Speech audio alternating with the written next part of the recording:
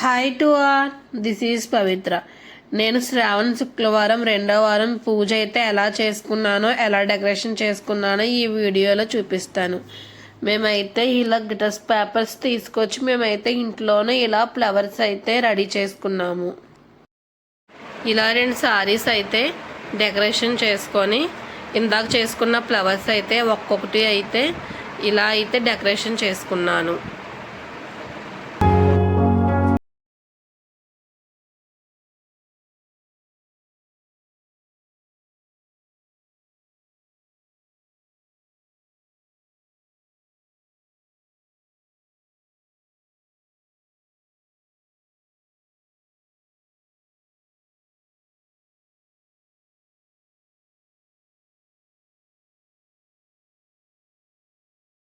ఈ ఫ్లవర్స్తో డెకరేషన్ చేసుకున్నాకైతే నేనైతే బంతి పూలతో కూడా డెకరేషన్ చేశాను.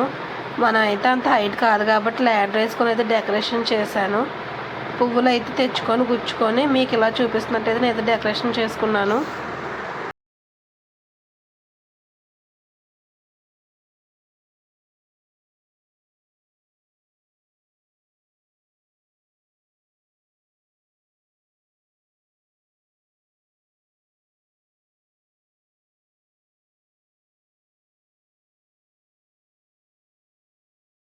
తర్వాత అయితే అమ్మవారిని అయితే రెడీ చేసుకుంటున్నాను. ముందుగా ఒక పీట వేసుకొని పీట మీద అయితే కొద్దిగా బియ్యం వేసుకొని దానిపైన బింది పెట్టుకొని అమ్మవారికి చీర కట్టడం కోసం అయితే నేనైతే బింది ఆగడం కోసం అయితే బియ్యం అయితే వేసుకున్నాను. అందులో బియ్యమైనా వేసుకోవచ్చు, నీళ్ళైనా వేసుకోవచ్చు అందులో. తర్వాత అమ్మవారికి అయితే నేనైతే ఇలా చీర అయితే కట్టాను. నాకు వచ్చినట్టు అయితే నేనైతే చీర అయితే కట్టాను.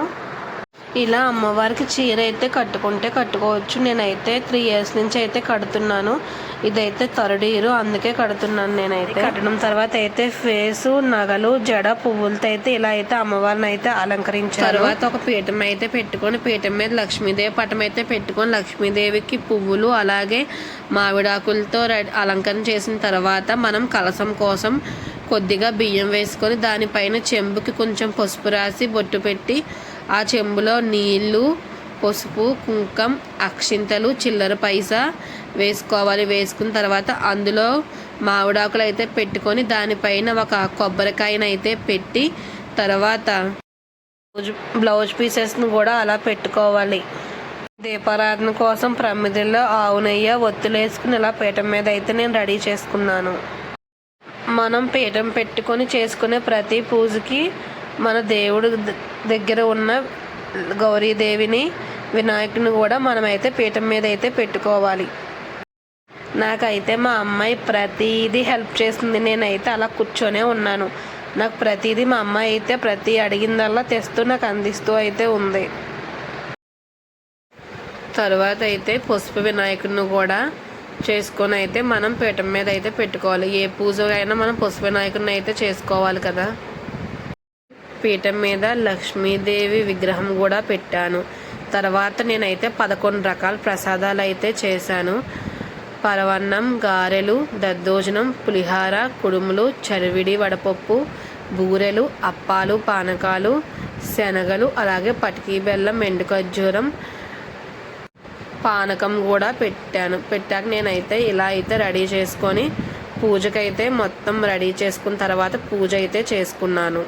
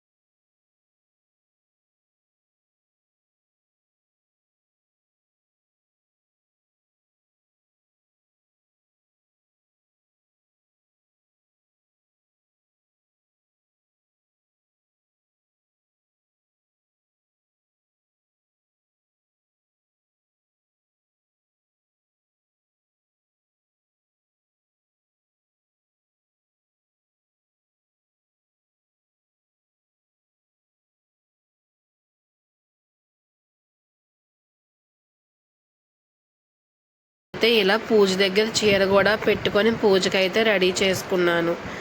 అలాగే కలశం మీద ఇందాకైతే గాజులు పెట్టడం అయితే మర్చిపోయాను. నేనైతే ఈ చీర అయితే మా పెళ్లి రోజుకైతే నేను పూజ చేసుకున్నప్పటి నుంచి మా పెళ్లి రోజుకైతే కట్టుకుంటాను ఈ సారీ.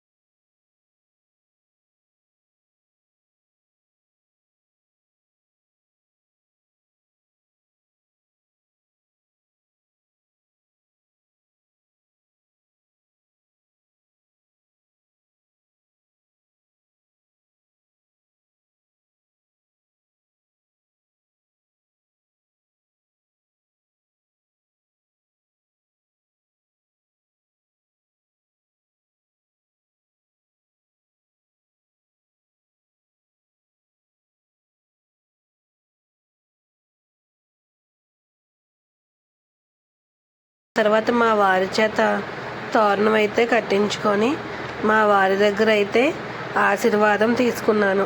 మగవాళ్ళకి అందరికీ ఈ ఘట్టం అంటే చాలా ఇష్టం కదా.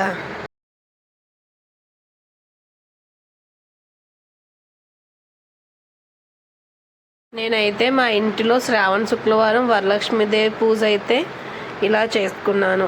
మీకు కానీ ఈ వీడియో నచ్చితే లైక్ చేయండి, షేర్ చేయండి, సబ్స్క్రైబ్ చేయండి. Thank you all.